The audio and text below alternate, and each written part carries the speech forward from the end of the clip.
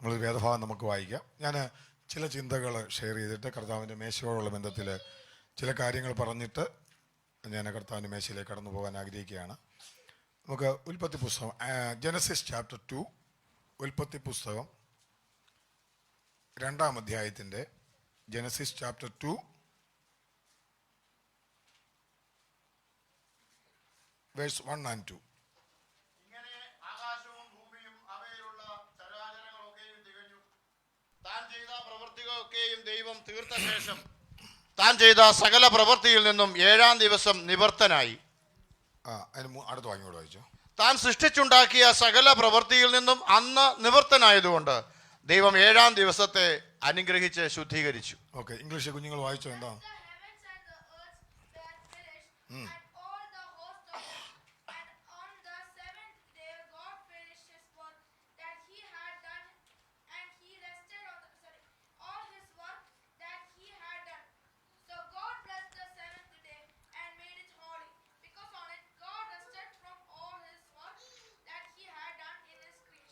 ആമേൻ.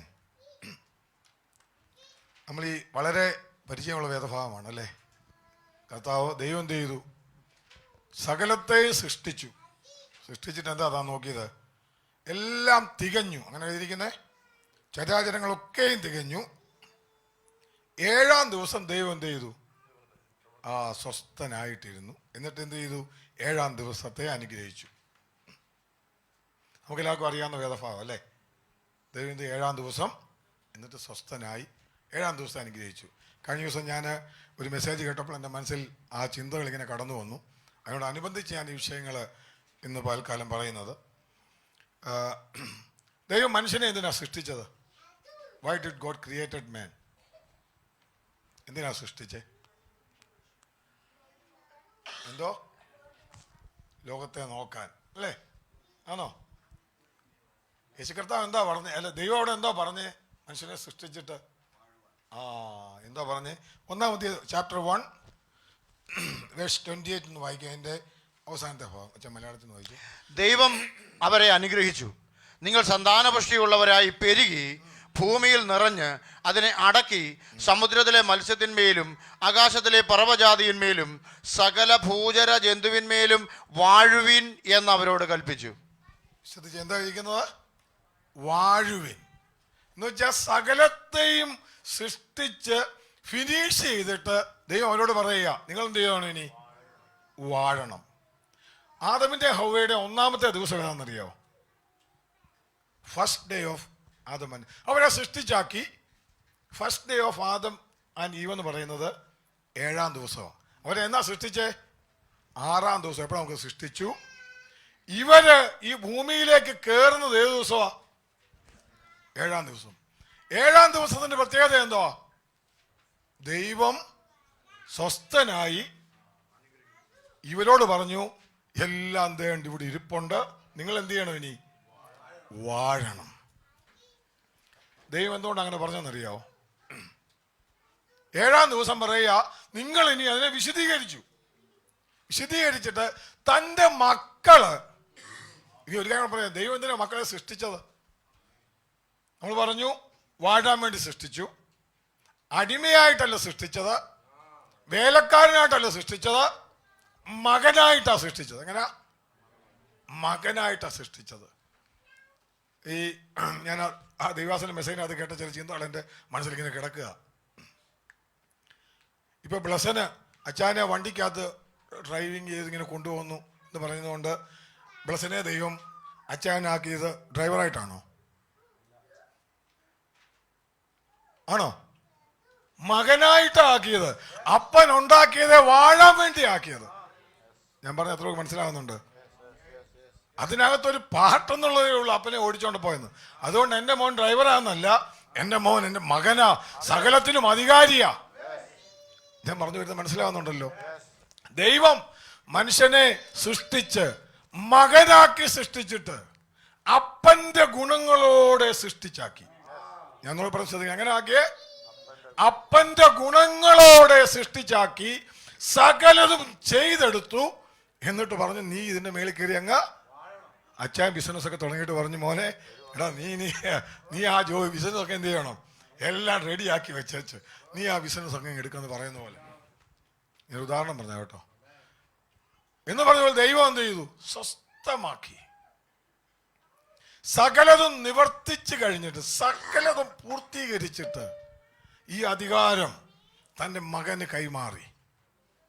എന്നിട്ട് ആദ്യം നമ്മൾ വായിക്കുന്നത് ഒന്നാമത്തെ, അതുവരെ ദൈവമല്ല, എങ്ങനെ ദൈവം സൃഷ്ടിച്ചത്, എങ്ങനെ ആയിരിക്കണമെന്ന് മകൻ ആയിരിക്കണമെന്ന് ദൈവം ആഗ്രഹിച്ചേ. ഞാൻ അത് ആദ്യം ഒന്ന് പറയാം. എങ്ങനെ ആയിരിക്കണമെന്ന്? അപ്പനെ പോലെ തന്നെ ആയിരിക്കണം. അപ്പൻ എങ്ങനെയാ സൃഷ്ടിച്ചേ? നമ്മൾ കഴിഞ്ഞ ആഴ്ച പറഞ്ഞു, ഭൂമിയെ സൃഷ്ടിച്ച എങ്ങനെയായിരുന്നു? ഭൂമിയെ സൃഷ്ടിച്ച എങ്ങനെയാ? How did God created heaven and earth? അദൃശ്യ മണ്ഡലങ്ങളിൽ നിന്ന് എന്ത് ചെയ്യാം കഴിഞ്ഞില്ലേ? എങ്ങനെയാ വെളിച്ചത്തെ സൃഷ്ടിച്ചത്? വെളിച്ചമുണ്ടാകട്ടെ എന്ന് കൽപ്പിച്ചു. എങ്ങനാ? അല്ലേ? ദൈവത്തിന്റെ വായിൽ നിന്ന് കൽപ്പന പുറപ്പെട്ടു വരികയായിരുന്നു. ദൈവം ഇതിനെ സൃഷ്ടിച്ചപ്പം ആരോടാ പറഞ്ഞ ഉണ്ടാകട്ടെ എന്ന്? ആരോടാ പറഞ്ഞ ഉണ്ടാകട്ടെ എന്ന്? ഇപ്പൊ ഇവിടെ ആരെങ്കിലും ഉണ്ടെങ്കിൽ നമ്മൾ പറയാ, ഒരു കൽപ്പന കൊടുത്തു കഴിഞ്ഞാൽ അനുസരിക്കാൻ ആൾക്കാരുണ്ട്. ദൈവം ആരോടാ പറഞ്ഞേ? ഇങ്ങനെ അങ്ങോട്ട് നിന്നിട്ട് ഒന്നുമില്ലാത്ത നിന്നിട്ട് ഉണ്ടാകട്ടെ. അതുണ്ടാകാൻ വേണ്ടി എങ്ങനെയാ വന്നേ? നമ്മൾ പറയാൻ പറഞ്ഞേ, എബ്രായ ലേഖനം 11-ാം അധ്യായത്തിൽ നമ്മൾ വായിച്ചതാ. ദൈവം എന്ത് ചെയ്തു? കാണാത്ത മണ്ഡലത്തിലുള്ള, ഞാൻ കഴിഞ്ഞ ആഴ്ച എന്തോ അതിന് മുമ്പത്തെ ആഴ്ച ഞാൻ പറഞ്ഞ ഓർക്കുന്നുണ്ടോ? എവിടുന്നാ? അൺസീൻ റെലമിലുള്ളതിനെ എന്ത് ചെയ്തു? അവിടെ ദൈവം ഇല്ലാത്തതിനെ അല്ല വിളിച്ചത്, കാണാത്തതിനെ വിളിച്ചു വരുത്തി. ഞാൻ പറഞ്ഞ മനസ്സിലായോ? കാണാത്തതിനെ വിളിച്ചു വരുത്തി, അധികാരത്തോടെ കൽപ്പിച്ചു. അത് മനസ്സിലാകാത്ത നോക്കിയപ്പോൾ ഇവനെന്താ പൊട്ടത്തരമുള്ള കാണിക്കുന്നത്? ഒന്നുമില്ലാത്തടത്തുനിന്ന് എന്താണ് ഈ വിളിക്കുന്നത്? ഒന്നുമില്ലാത്തടത്തുനിന്ന് എന്തിനായി വിളിക്കുന്നത്? എന്നാ ദൈവം പറയാ, ഉണ്ടാകട്ടെ, പുറപ്പെട്ടു വരട്ടെ. ഇത് ദൈവം ഈ ഭൂമിയെയും ആകാശമണ്ഡലങ്ങളെയും സൃഷ്ടിച്ചത് കാണാത്ത കാര്യത്തിൽ നിന്ന്, ഇല്ലാത്തതിൽ നിന്നല്ല, കാണാത്ത കാര്യത്തിൽ നിന്ന്. എന്നിട്ട് ദൈവം എന്ത് ചെയ്തു? 2-ാം ദിവസം സകലതും സൃഷ്ടിച്ചു. ഇവർക്ക് വേണ്ടുന്നതെല്ലാം ഞാൻ ചെയ്തു. എന്നിട്ട് ദൈവം എന്ത് ചെയ്തു? സ്വസ്ഥനായി. എന്നിട്ട് മക്കൾക്ക് അധികാരമെല്ലാം കൈമാറിയിട്ട് പറഞ്ഞു, you rule over the earth. നിങ്ങൾ എന്ത് ചെയ്യണം? ഭൂമിയെ നിങ്ങൾ വാഴണം. ആദ്യം എന്ത് ചെയ്തു? അതുവരെ ദൈവം കൽപ്പിച്ചു. ഞാൻ കഴിഞ്ഞ ദിവസം പറഞ്ഞതാ. അതുവരെ ദൈവം കൽപ്പിച്ചു. മൃഗങ്ങളെല്ലാം ദൈവം ഉണ്ടാക്കി നേരത്തെ വെച്ചേക്കുക. ഇവന്റെ അധികാരത്തിൽ ഇവൻ മൃഗങ്ങൾക്ക് എന്ത് പേര് വിളിക്കുമെന്ന് പറയാൻ വേണ്ടി വന്നു. ദൈവം പേര് വിളിച്ചോ? സിംഹം നിറ പേര് വിളിച്ചോ? ഇല്ല. ആരാ വിളിച്ചു ഇട്ടത്? ആദമാണ് പേരിട്ടത്. അതുവരെ അധികാരം കൊടുത്തവൻ തന്റെ നാവിലൂടെ അതിന് പേരിടാൻ തുടങ്ങി. എന്നാൽ നമുക്കറിയാൻ ചരിത്രം, ദൈവം സകലതും സൃഷ്ടിച്ച് അധികാരം കൈമാറിയെങ്കിലും വചനം പറയുന്നൊരു കാര്യമുണ്ട്, ഇവൻ ഈ അധികാരമെല്ലാം നഷ്ടപ്പെടുത്തി. സ്വസ്ഥതയിൽ പ്രവേശിച്ചു. നമ്മൾ എന്ത് ചെയ്തു? ദൈവം എന്ത് ചെയ്തു?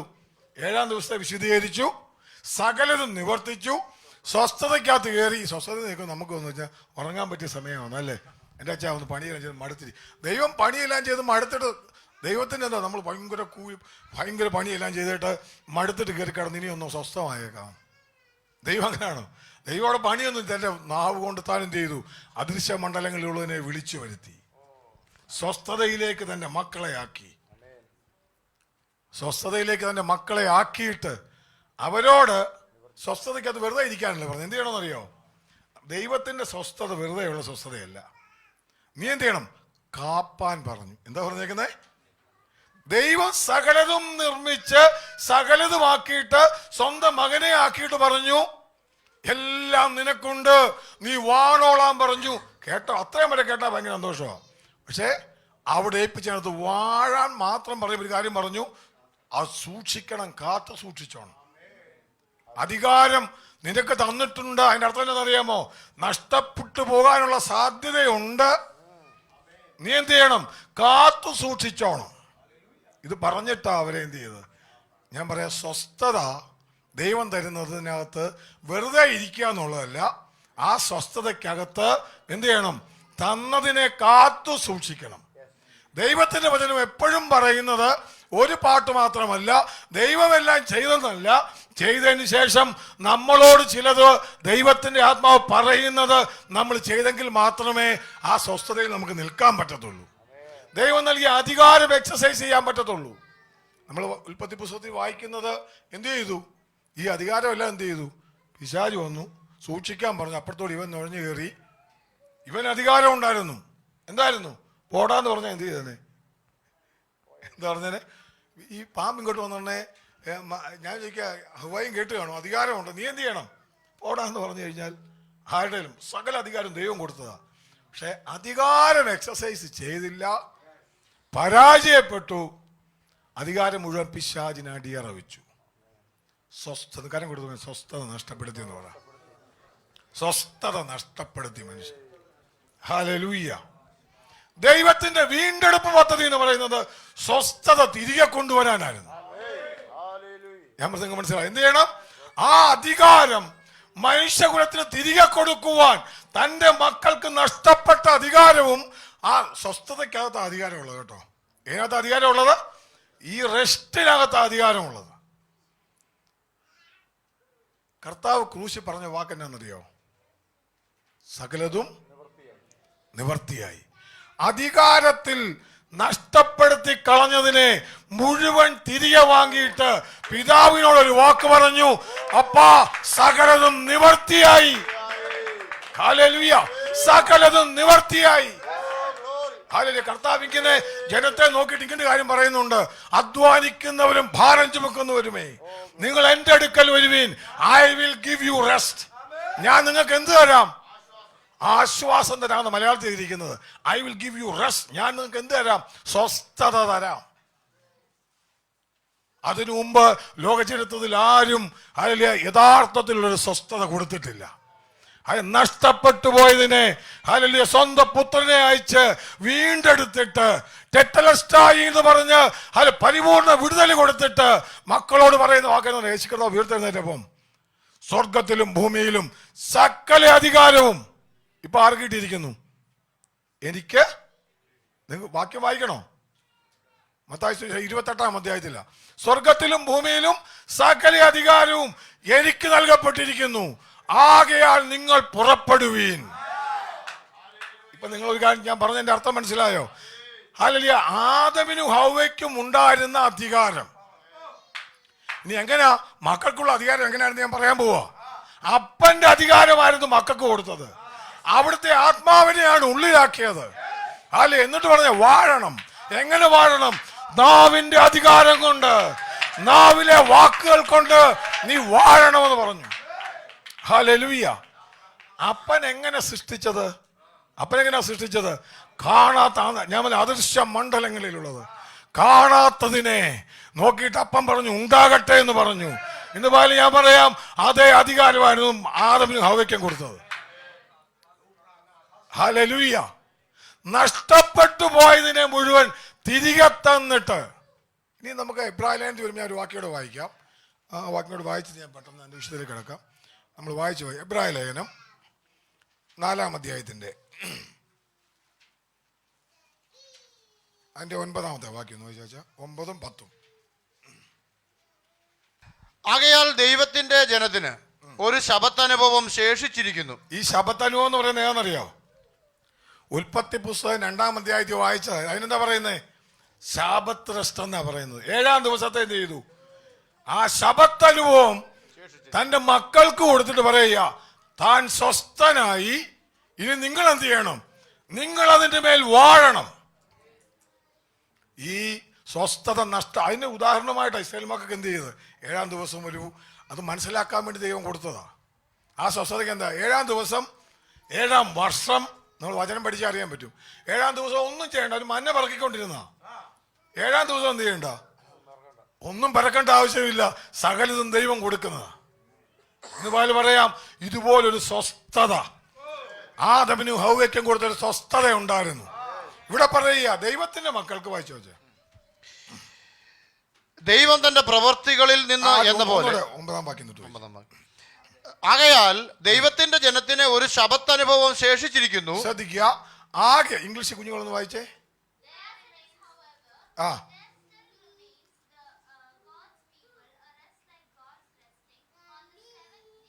ശ്രദ്ധിച്ച് എങ്ങനെ പറഞ്ഞേ? Same like A rest that is in the seventh day. ഞാൻ പറഞ്ഞത് 7-ാം ദിവസം ദൈവം സ്വസ്ഥമായതുപോലെയുള്ള ഒരു സ്വസ്ഥത ആർക്കുണ്ട്? ദൈവത്തിന്റെ മക്കൾക്കുണ്ട്. ഞാൻ പറഞ്ഞ മനസ്സിലായോ? ശബത്ത് എന്ന് പറയുന്ന 7-ാം ദിവസമാണ്. അല്ലോ മനസ്സിലാവുന്നുണ്ടോ? അത് കരങ്ങൾ ഉയർത്തി കർത്താവിനെ സ്തുതിച്ച്. ഇതുപോലെ കാലം നമ്മുടെ നാവിന്റെ മേൽ അധികാരമുണ്ട്. നമ്മുടെ നാവിന്റെ മേൽ അധികാരമുണ്ട്. മക്കൾക്ക് തന്നിരിക്കുന്ന അധികാരമുണ്ട്. അത് പറയാൻ വേണ്ടിയാണ് ഞാൻ വരുന്നത്. നമ്മളോട് പറയുക, ദൈവത്തിന്റെ ജനത്തിന് ഒരു സ്വസ്ഥതയുണ്ട്. ശബത്ത് അനുഭവം ശേഷിച്ചിരിക്കുന്നു. അടുത്തത്, ദൈവം തന്റെ പ്രവൃത്തികളിൽ നിന്ന് എന്ന പോലെ. ദൈവം ഉൽപ്പത്തി പുസ്തകത്തിൽ എന്ത് ചെയ്തു? ഈ ശബത്ത് ദിവസം ദൈവം തന്റെ പ്രവൃത്തികളിൽ നിന്ന് എന്ത് ചെയ്തു? നിവർത്തനായി, സ്വസ്ഥനായി. ഇംഗ്ലീഷ് വായിച്ച നമ്മളേത്?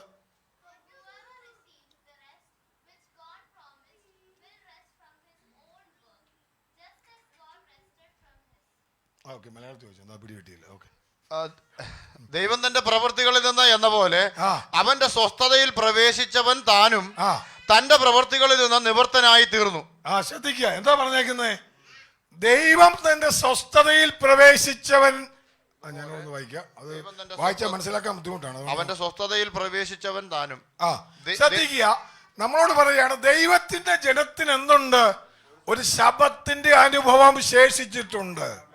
ഹല്ലേലൂയ. എന്നിട്ട് എന്ത് ചെയ്യണം? ശബത്ത് അനുഭവം ശേഷിച്ചിട്ടുണ്ട്.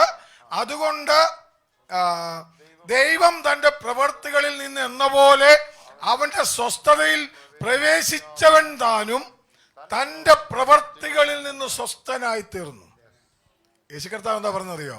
അധ്വാനിക്കുന്നവരും ഭാരം ചുമക്കുന്നവരുമേ, നിങ്ങൾ എൻ്റെ അടുക്കൽ വരുവിൻ, I will give you rest. ഞാൻ നിങ്ങൾക്ക് എന്ത് ചെയ്യാം? ഞാൻ ആശ്വാസവും സ്വസ്ഥതയും തരാം. ഇവിടെ പറയുക, ഇന്ന് പലകാലം പറയാം, നമ്മുടെ ജീവിതത്തിന്റെ മേഖലകളിൽ അൺറെസ്റ്റ് ഉണ്ടെങ്കിൽ, അസ്വസ്ഥരായ ചിലരോട് ഞാൻ വിളിച്ചു പറയാം, ദൈവം നമ്മളെ വിളിച്ചിരിക്കുന്നത് സ്വസ്ഥത അനുഭവിക്കാൻ. ഹല്ലേലൂയ. ദൈവം നമ്മളെ വിളിച്ചിരിക്കുന്നത് സ്വസ്ഥത അനുഭവിക്കാനാ. ആരുടെ സ്വസ്ഥതയാ?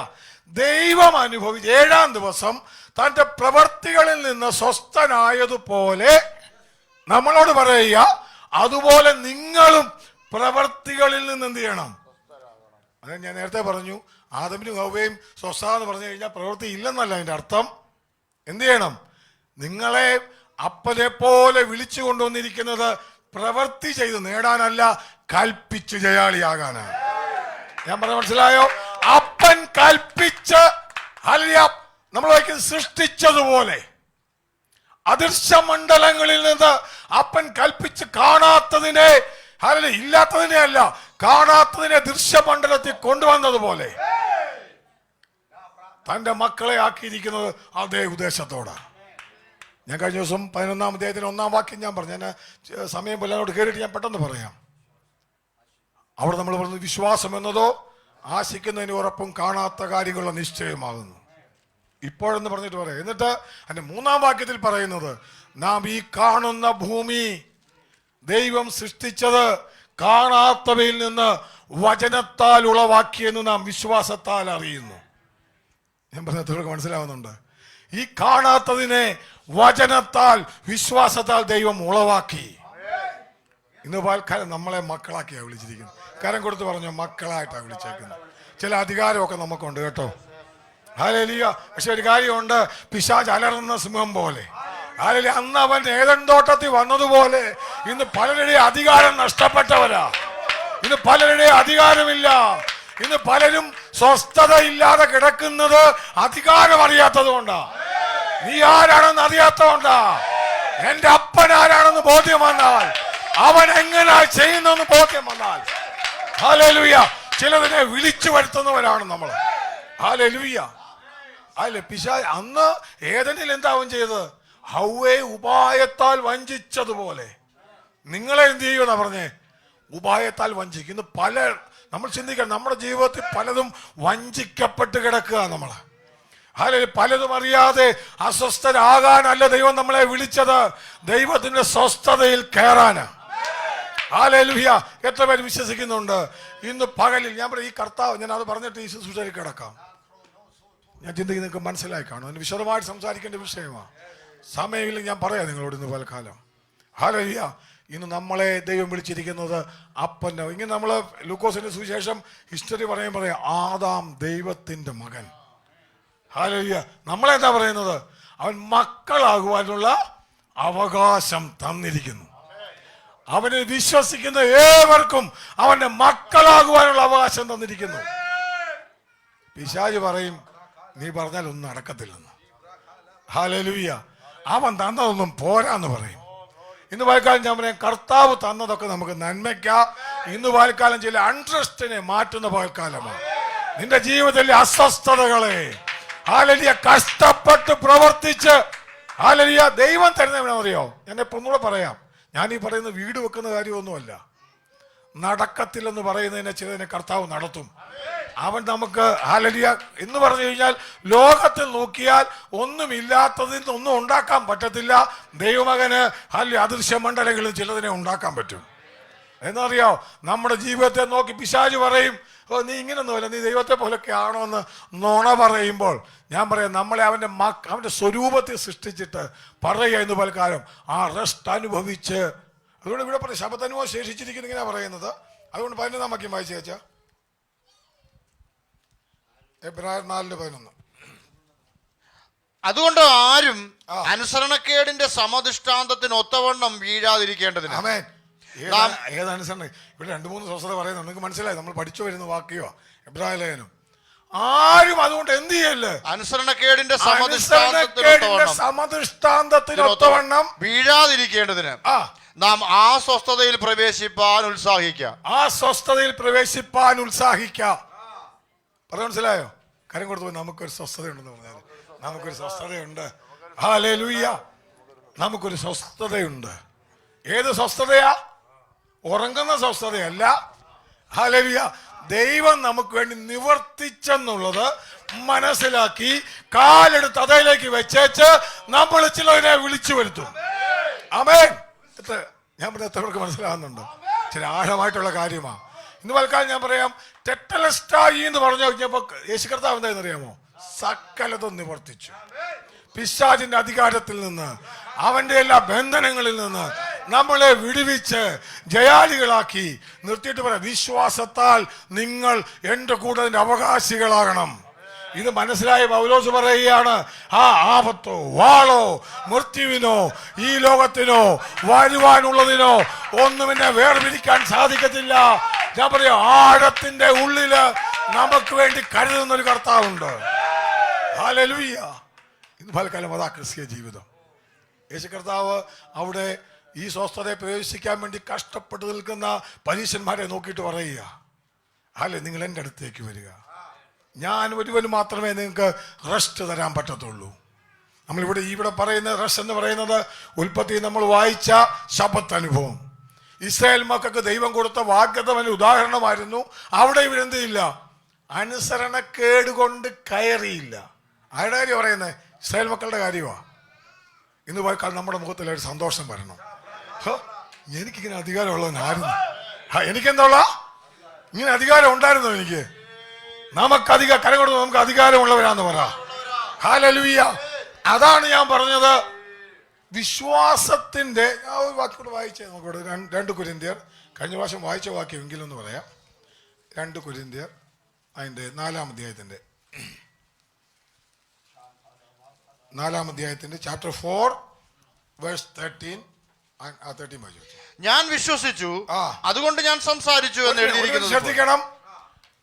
ഇന്ന് അധികാരത്തിൽ എന്നെ ആക്കിയെന്ന് എത്ര പേര് വിശ്വസിക്കുന്നുണ്ട്?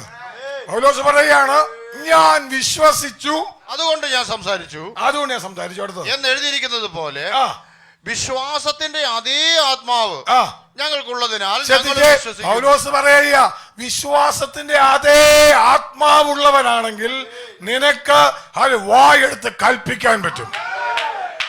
ഞാൻ പറയാം, വിശ്വാസത്തിന് പല തലങ്ങളുണ്ട് കേട്ടോ. വിശ്വാസത്തിന് ഇത് സഹിച്ചാൻ പറഞ്ഞു, ഇനി വെറുതെ വിളിച്ചിങ്ങോട്ട് വരുത്ത. പൗലോസ് പറയുക, അതേ വിശ്വാസത്തിന്റെ ആ വാക്യം ശ്രദ്ധിച്ച് വായിച്ചു നോക്കി. വിശ്വാസത്തിന്റെ അതേ ആത്മാവ് ഞങ്ങൾക്കുള്ളതിനാൽ ഞങ്ങളും വിശ്വസിക്കുന്നു, അതുകൊണ്ട് സംസാരിക്കുന്നു. ഞങ്ങൾ വിശ്വസിക്കുന്നു, അതുകൊണ്ട് എന്തോ പറയുന്നത് മനസ്സിലായോ? ആ വിശ്വാസത്തിന് പരാലങ്ങളുണ്ട്. വിശ്വാസത്തിൽ പൗലോസ് ലേഖനങ്ങൾ എഴുതി പറഞ്ഞു, വിശ്വാസത്തിൽ ആരോഗ്യമുള്ളവരാകണം, വിശ്വാസത്തിൽ വളരണം, വിശ്വാസത്തിൽ ഉറയ്ക്കണം, വിശ്വാസം ക്ഷീണിച്ചു പോകരുത്. അല്ല, പിശാചിന്റെ പരിപാടി എന്ന് പറഞ്ഞാൽ വിശ്വാസം നമ്മളെന്ത് ചെയ്യും? ക്ഷീണിപ്പിക്കും. ക്ഷീണിപ്പിച്ച് കഴിഞ്ഞാൽ നമ്മളെ കൽപ്പിച്ചാലും വെറുതെ വായുവിനകത്ത് കിടന്ന് കൽപ്പന കിടക്കത്തേ ഉള്ളൂ. കൽപ്പനകൾ എവിടെ കിടക്കത്തേ ഉള്ളൂ? വായുവിനകത്ത് ഒന്നും ഉണ്ടാകത്തില്ല. എൻ്റെ അച്ഛാ വിളിച്ചിട്ടൊന്നും കിട്ടുന്നില്ലോ. വിശ്വാസത്തിൽ വളരണമെന്ന് പറ. വിശ്വാസത്തിൽ വളരുന്നവൻ, ഉറപ്പിൽ വളരുന്നവൻ, അല്ലെങ്കിൽ നിന്റെ ജീവിതത്തില് ഞാൻ പറയാം, ദൈവത്തിന്റെ ഹിതത്തിനകത്ത് നീ വരുമ്പോൾ അല്ലെങ്കിൽ ഒരു പ്രശ്നമല്ല, പ്രതിസന്ധിയിൽ ഒരു സ്വസ്ഥത. ഹല്ലേലൂയ. ഞാൻ കഴിഞ്ഞ ദിവസം ആരോട് ചോദിച്ചോലെ, ഒന്ന് കുറെ 39 അടി എത്ര വട്ടം കൊണ്ടു? 5 വട്ടം. എത്ര കൊണ്ടു? 5 വട്ടം കൊണ്ടു. ഒരു പ്രശ്നവുമില്ല. പിന്നെ എന്തോ അടി കൊള്ളുന്നേ? ഹല്ലേലൂയ. അതിന്റെ മേൽ കവിയുന്ന ദൈവത്തിന്റെ സ്വസ്ഥതയിൽ പ്രവേശിച്ചവന് ഞാൻ പറയട്ടെ, അവന്റെ ജീവിതത്തിൽ ഒരു ബലമുണ്ട്. പ്രതിസന്ധികളിൽ അവൻ തോക്കത്തില്ല, പ്രതിസന്ധികളിൽ അവൻ തളരത്തില്ല.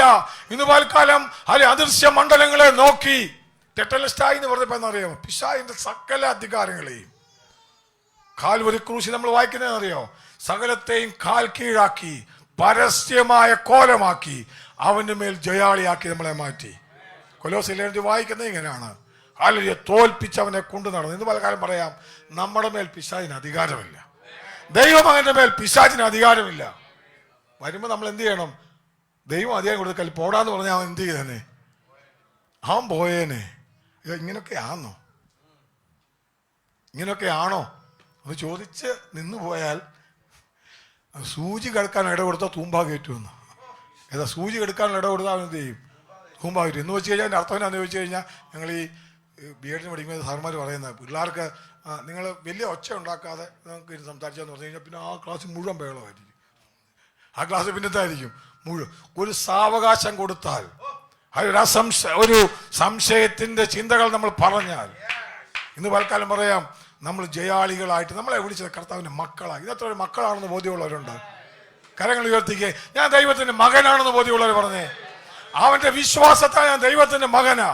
പ്രതിസന്ധിയെ ഞാൻ നോക്കിയിട്ട് പറയും, ഇതെന്റെ മേൽ ജയിക്കത്തില്ല, കാരണം എന്റെ മേലൊരു അധികാരമുണ്ട്. നാവിന്റെ മേലാണ് ജീവനും മരണവും. അല്ലെ, അധികാരം നിന്റെ നാവിന്മേലാണ്.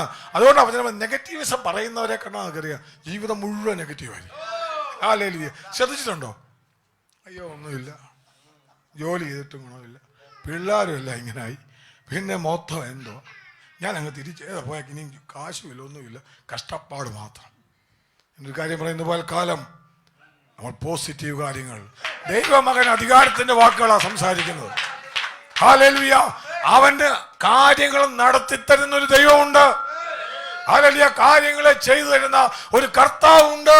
അത് ഇന്ന് പാൽക്കാലം ഞാൻ പറയാം. അതുകൊണ്ട് ജോലി പോകുമോ ഇല്ലയോ എന്നുള്ളതല്ല, അതിനകത്തോളം ജയാളിയായിരിക്കും, അതിനകത്തോളം ജയാളിയായിരിക്കും, അതിനകത്തൂടെ കാല് വെച്ചു പോകും. ഹല്ലേലൂയ. തീച്ചൂളയുടെ 7 മടങ്ങ് കൂട്ടിയാലും അതിനകത്തോളം വിശ്വാസത്തോടെ കയറും. എന്നാന്നറിയാവോ? അവനറിയാം, ഒന്നും നഷ്ടം വരുത്തത്തില്ല. ഇതുപോലെ വിശ്വാസത്തിന്റെ ഇതാണ്. നമുക്ക് കൊലോസ്യ ലേഖനത്തിലെ വാക്യം കൂടെ വായിച്ചിട്ട് കർത്താവിന്റെ മേശയിലേക്ക് നമുക്ക് കിടക്കാം. കൊലോഷ്യൻസ് ചാപ്റ്റർ 2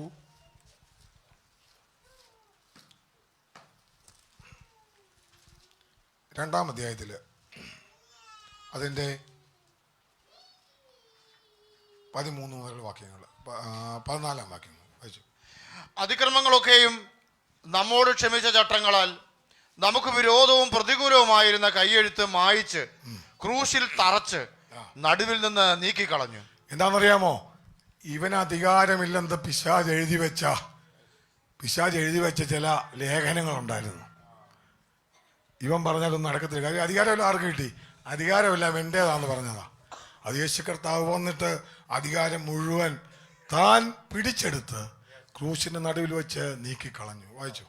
വാഴ്ചകളെയും അധികാരങ്ങളെയും ആയുധവർഗം വെപ്പിച്ച് ക്രൂശിൽ അവരുടെ മേൽ ജയോത്സവം കൊണ്ടാടി അവരെ പരസ്യമായ കാഴ്ചയാക്കി. ശ്രദ്ധിക്കുക, ക്രൂശിന്റെ മേൽ ജയോത്സവം കൊണ്ടാടി അവയെ പരസ്യമായ കാഴ്ചയാക്കി. ഹല്ലേലൂയ. മനുഷ്യകുലത്തെ നശിപ്പിച്ചുകൊണ്ടിരുന്ന, നമ്മുടെ കുടുംബങ്ങളിൽ അസ്വസ്ഥത ഇട്ടുകൊണ്ടിരുന്ന, ഹല്ലേലൂയ, നമ്മളെ തകർക്കുവാൻ ശ്രമിച്ചുകൊണ്ടിരുന്ന മണ്ഡലങ്ങളുടെ മേൽ ജയാളിയായി അവൻ മാറി.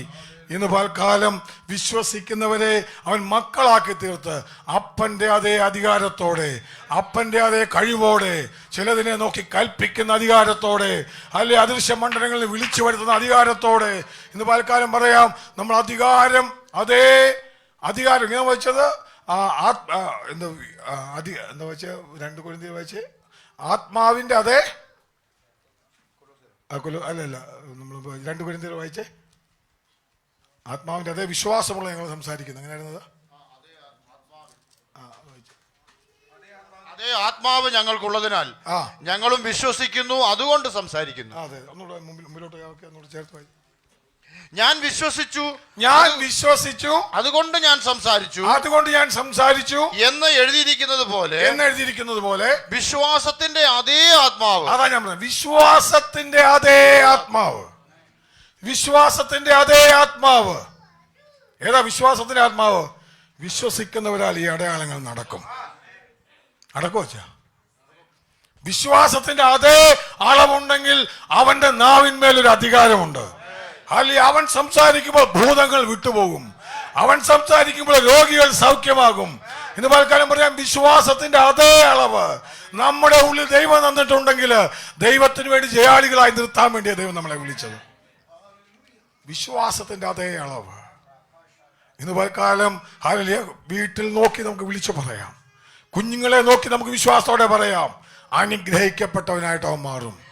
അല്ലെ, സാഹചര്യങ്ങളെ നോക്കി പറയാം, ഞാൻ ഇതിന്റെ മേൽ ജയാളിയായി മാറും. ഹല്ലേലൂയ. പിശാചിനെ നോക്കിയിട്ട് പറയാം, നിനക്ക് എന്റെ മേലൊരു അധികാരവുമില്ല, എന്റെ നാവിൽ നിന്ന് പോസിറ്റീവ് അല്ലാതൊന്നും വരത്തില്ല. അല്ലെ, പ്രതിസന്ധിയെ നോക്കിയിട്ട് ചിരിക്കുന്നവരാകണം. അബ്രഹാമിനോട് ചോദിച്ചാൽ അബ്രഹാം പറയും, ആശയ്ക്ക് വിരോധമായി ആശയോടെ വിശ്വസിച്ചു. അല്ലെ, പ്രതിസന്ധിയും സാഹചര്യങ്ങളും പ്രതികൂലമായിരിക്കുമ്പോൾ അവൻ വിശ്വസിച്ചെങ്കിൽ, ഇന്ന് പോലെ ഞാൻ പറയാം, വിശ്വാസത്തിന്റെ അതേ ആത്മാവുണ്ടെങ്കിൽ എത്ര പേർക്ക് വിശ്വാസത്തിൽ വളരാൻ ആഗ്രഹമുണ്ട്? ഇന്ന് കാലം നമുക്ക് വേണ്ടി സകലതും ഒരുക്കി തന്നതാ. അപ്പൻ സകലം നിന്നിട്ട് അസ്വസ്ഥതയെ പ്രവേശിച്ചത്. ഇന്ന് നമ്മളോട് പറയുക, ശബത്ത് അനുഭവം നമുക്ക് വേണ്ടി ശേഷിച്ചിട്ടുണ്ട്. ശബത്ത് അനുഭവം നമുക്ക് വേണ്ടി ശേഷിച്ചിട്ടുണ്ട്. ആ സ്വസ്ഥത നമ്മുടെ അവകാശമാണ്. അതിനകത്തേക്ക് അവൻ നമ്മളെ കൊണ്ടുവരും. നമുക്കൊരു നിമിഷം കണ്ണുകളെ അടച്ച് പ്രാർത്ഥിക്കാം. കർത്താവിൻ്റെ മേശയിലേക്ക് നമ്മൾ കടന്നു പോവുകയാണ്. നമ്മളെ വിലയ്ക്ക് വാങ്ങിയിരിക്കിയാൽ നാം താന്താങ്ങൾക്കുള്ളവരല്ലോ എന്ന് നിങ്ങൾ അറിയുന്നില്ലയോ? നഷ്ടപ്പെട്ടു പോയതിനെ സകലതിനെയും തൻ്റെ പുണ്യാഹ രക്തം കൊണ്ട് ചൊരിഞ്ഞു തന്ന് നമ്മളെ വീണ്ടെടുത്ത് മക്കൾക്കുള്ള അവകാശത്തിലേക്ക് കൊണ്ടുവന്നതാണ് നമ്മളെ. നീ ഒരു ഡ്രൈവർ അല്ല, നീ ഒരു മകനാ. നീ ഒരു വേലക്കാരനല്ല, നീ സ്വന്തം പുത്രനാ. വില കൊടുത്ത് നിന്നെ വാങ്ങിയതാ അവന്റെ അവകാശത്തിൽ നിന്ന്. ഇന്ന് പല കർത്താവ് നാവിൽ അധികാരം എന്നെ തന്നിട്ടുണ്ട്. ഞാനത് വിശ്വാസത്തോടെ ഏറ്റെടുക്കുക. കർത്താവേ, ചില ഡിവൈൻ പീസസ് എവിടെ ഉണ്ടച്ചാ? കർത്താവ് പറഞ്ഞതാ, ഞാൻ നിങ്ങൾക്ക് തരാമെന്ന് പറഞ്ഞ വാഗ്ദത്തമാണ് ആ ലോകം തരാത്ത സമാധാനം, ലോകത്തിന് മനസ്സിലാക്കാത്ത സന്തോഷം, ലോകത്തിന് മനസ്സിലാക്കാൻ സാധിക്കാത്ത ഹല്ലേലൂയ ദൈവിക ഡിവൈൻ ക്യാരക്ടർ നമുക്ക് തരാമെന്ന് പറഞ്ഞതാ. ഇങ്ങനെയുള്ള എൻ്റെ സ്വഭാവം മാറുമോ വച്ചാ? എൻ്റെ സ്വഭാവം മാറുമോ? ഞാൻ പറയാം, കർത്താവ് പറഞ്ഞതാ. നമ്മൾ 2 പത്രോസ് 1-ാം അധ്യായത്തിൽ നമ്മൾ വായിക്കുമ്പോൾ അതിമഹത്തായ വാഗ്ദത്തം നമുക്ക് നൽകിയിട്ടുണ്ട്. 2 പീറ്റർ അച്ഛൻ വായിച്ചു 2 പീറ്റർ ചാപ്റ്റർ 1 അവിടെ താഴെ വെച്ച് 3-ാം വാക്യം 4-ാം വാക്യം എന്ന് വായിച്ച് അവിടെ നമുക്ക് കാണാൻ സാധിക്കും. നമുക്ക് തന്നിരിക്കുന്നത് അതിമഹത്തായ വാഗ്ദത്തം. അതുകൊണ്ട് ലോകത്തിന്റെ മോഹത്താലുള്ള നാശം വിട്ടൊഴിഞ്ഞ് ദിവ്യ സ്വഭാവത്തിന് കൂട്ടാളികളാകുവാൻ ഇടവരും. വാക്യം ഒന്ന് വായിച്ചു വെച്ച 2 പത്രോസ് 1-ാം അധ്യായത്തിന് 3-ാം വാക്യം 3-4. വീര്യത്താലും നമ്മെ വിളിച്ചവന്റെ പരിജ്ഞാനത്താൽ അവന്റെ ദിവ്യശക്തി ജീവനും ഭക്തിക്കും വേണ്ടതൊക്കെയും നമുക്ക് ദാനം ചെയ്തിരിക്കുന്നു. അവന്റെ ദിവ്യശക്തി ജീവനും ഭക്തിക്കും വേണ്ടുന്നതൊക്കെയും നമുക്ക് ദാനം നൽകിയിരിക്കുന്നു. അവയാൽ അവൻ നമുക്ക് വിലയേറിയതും അതിമഹത്വമായ വാഗ്ദത്തങ്ങളും ആ നൽകിയിരിക്കുന്നു. ദൈവം നൽകിയ ശക്തിക്കകത്ത് ചില വാഗ്ദത്തങ്ങൾ അടങ്ങിയിട്ടുണ്ട്. ഇവയാൽ നിങ്ങൾ ലോകത്തിൽ, ഈ വാഗ്ദത്തങ്ങൾ കൊണ്ട് നിങ്ങൾ ഈ ലോകത്തിൽ മോഹത്താലുള്ള നാശം വിട്ടൊഴിയും, ലോകത്തിന്റെ മോഹത്താലുള്ള നാശം വിട്ടൊഴിയും, ദിവ്യ സ്വഭാവത്തിന് കൂട്ടാളികളായി ദിവ്യ സ്വഭാവത്തിന് കൂട്ടാളികളാകും. എന്താ പറഞ്ഞത്? ഡിവൈൻ നേച്ചർ നമുക്ക് കിട്ടും. ഹല്ലേലൂയ. നിങ്ങളെ കാണുന്നുണ്ടെങ്കിൽ ക്യാരക്ടർ കാണുന്ന ലോകം ചോദിക്കും, ഇത് എവിടുന്നാന്ന് ചോദിച്ചാൽ പറയണം, ഇതെന്റെ കർത്താവിന്റെ ക്യാരക്ടർ എനിക്ക് നൽകിയതാ. ദീർഘക്ഷമ, മഹാദയ, കരുണ.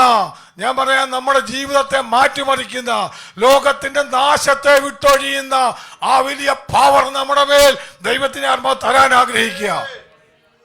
ഇന്ന് പൽക്കാലം വിശ്വാസത്തോടെ നമുക്ക് വിളിച്ച് കൊണ്ടുവരാൻ പറ്റുമോ?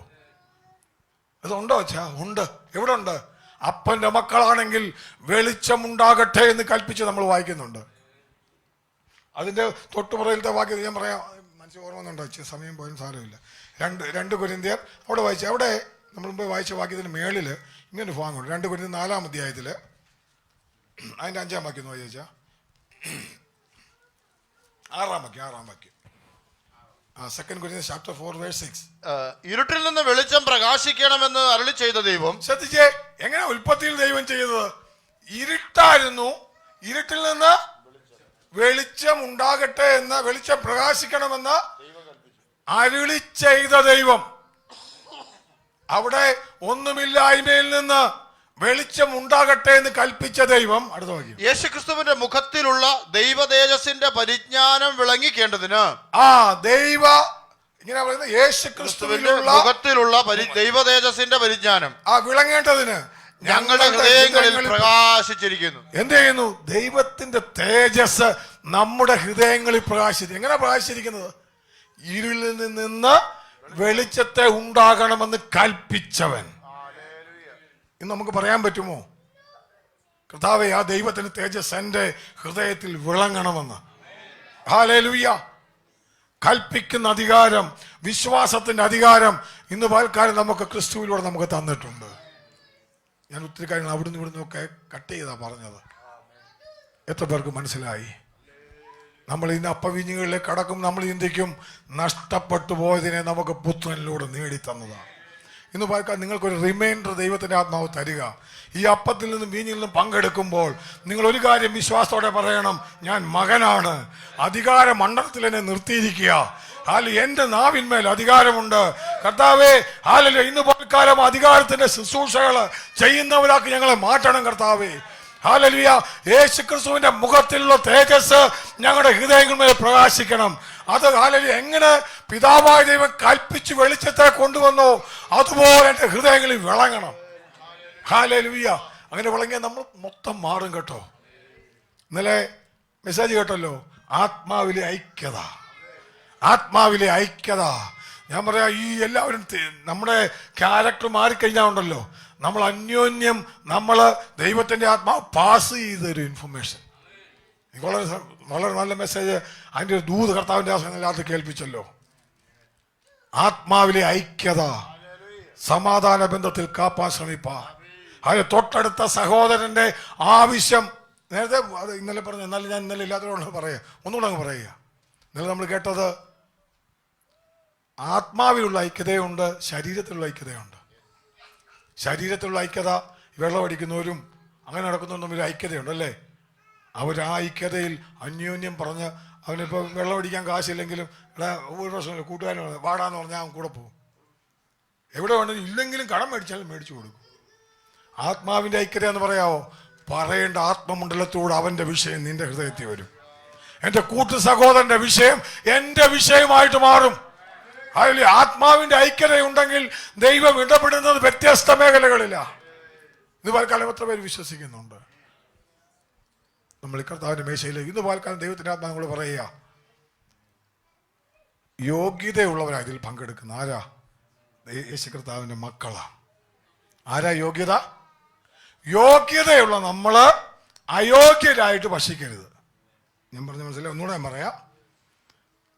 അയോഗ്യമായി ഇപ്പം നിങ്ങൾക്ക് ഞാൻ ഒരു തവണ പറഞ്ഞ് പെട്ടെന്ന് വന്നിരുമോ, നമുക്ക് ഷെയ്ഖിൻ്റെ വീട്ടിൽ വലിയ ഡിന്നർ, ഷെയ്ഖ് ഒരു പാസ് തന്നു. ഷെയ്ക്ക് എന്ത് ചെയ്തു? ഒരു പാസ് വന്നു ഡിന്നറിന് വരാൻ. ഓടെ വലിയ ബഹളമൊക്കെയാ. ഈ പാസ് ഉള്ളതുകൊണ്ട് എന്നെ എന്ത് ചെയ്തു? എൻ്റെ യോഗ്യത എന്തുവാ? ഈ പാസ്. പക്ഷെ അകത്ത് എന്നിട്ട് പറയുക, യോഗ്യതയുള്ള നീ അടിച്ചു വാരി അവിടെ ചെന്നില്ല, ഈ കത്തി മുള്ളുകൊണ്ട് അതൊക്കെ വെച്ച് വേണം കഴിക്കാൻ. ഞാൻ പറഞ്ഞു മനസ്സിലായോ? അയോഗ്യമായി ഭക്ഷിക്കരുത്. ഇന്ന് പൽക്കാലം യേശുവിൻ്റെ സ്വന്തം രക്തത്താൽ വീണ്ടെടുക്കപ്പെട്ട് ഹല്ലേലൂയ വിശ്വാസത്തോടെ അവനെ സ്വീകരിച്ച്, വിശ്വാസ സ്നാനം സ്വീകരിച്ച്, വിശുദ്ധിയിലും വേർപാടിലും നിൽക്കുന്ന നിങ്ങൾ യോഗ്യരാ. നിങ്ങളോട് ദൈവത്തിന്റെ ആത്മാവിന്റെ കൽപ്പനയാ, നിങ്ങൾ ഈ യോഗ്യരായ നിങ്ങൾ അയോഗ്യമായിട്ട് ഇതിൽ നിന്ന് ഭക്ഷിക്കരുതെന്ന്. എന്തോ അയോഗ്യത വചനം പറയുന്നത്. ഞാൻ നേരത്തെ കഴിഞ്ഞ ആഴ്ച പറഞ്ഞ കാര്യങ്ങൾ പെട്ടെന്ന് പറയട്ടെ. ഈ അപ്പവീഞ്ഞക്ക് എന്താ വെച്ചാൽ കടയിൽ നിന്ന് മേടിച്ച ബ്രെഡ്, ഈ ബ്രെഡും വീഞ്ഞും അങ്ങേ മുറി വെച്ച് കഴിക്കുന്നതും ഇവിടെ കഴിക്കുന്നതും വ്യത്യാസമുണ്ട് കേട്ടോ. ഇത് പറയുന്നത്, ഈ അപ്പവീഞ്ഞിനെ പറ്റി പറയുന്നത്, നിങ്ങളിത് അയോഗ്യമായിട്ട് കഴിച്ചാൽ ശിക്ഷാവിധി തിന്നുകയും കുടിക്കുകയും ചെയ്യും. അപ്പം കൈയെടുക്കുന്ന ശിക്ഷാവിധിയായി മാറും. അപ്പുറത്ത് ഈ ഇതേ ബ്രെഡ് വെച്ച് കഴിഞ്ഞാൽ ശിക്ഷാവിധി ആകത്തില്ല. അപ്പുറത്തുനിന്ന് വീഞ്ഞ് കുടിച്ചാൽ ശിക്ഷാവിധി ആകത്തില്ല. പക്ഷെ ഇവിടെ നിന്ന് കുടിച്ചാൽ ദൈവത്തിന് എന്താ വ്യത്യാസമുണ്ടോ? അച്ഛാ, ആ ബ്രെഡ് തന്നെയല്ലേ, ആ കമ്പനിക്കാരുണ്ടാക്കിയ ബ്രെഡല്ലേ അവിടെ ഇരിക്കുന്നത്. ഞാൻ പറയാം, ദൈവസന്നിധിയിൽ വരുമ്പോൾ ഞാൻ ഇതിനകത്തൊരു ദൈവാത്മാവിന്റെ ശക്തി വ്യാപരിക്കുന്നുണ്ട്. ഇത് വെറും ഓർമ്മയ്ക്ക് വേണ്ടിയുള്ള ശുശ്രൂഷയാ. പക്ഷെ ഇതിനകത്ത് ഒരു ദൈവ സാന്നിധ്യം ഇന്ന് വായിക്കാൽ നിങ്ങളിൽ പങ്കെടുക്കുമ്പോൾ നിങ്ങളുടെ ജീവിതങ്ങൾ വരെ അനുഭവിക്കാൻ എത്ര പേര് ആഗ്രഹിക്കുന്നുണ്ട്. ഞാൻ യോഗ്യനാപ്പാ, ഈ അധികാരത്തിനൊക്കെ ഞാൻ യോഗ്യനാ. നീ ആ ക്രൂശിൽ എനിക്ക് വേണ്ടി തകർക്കപ്പെട്ടതുകൊണ്ട്, എല്ലാം തീർത്തു തന്നതുകൊണ്ട് ഐ ബിലീവ് ദാറ്റ് ലോർഡ്. ഹൃദയം വിശ്വസിക്കുന്നപ്പാ. ഒരു നിമിഷം കണ്ണുകളെ അടച്ച് നമുക്ക് ദൈവങ്ങളിൽ ഏൽപ്പിക്കാം. ഹല്ലേലൂയ.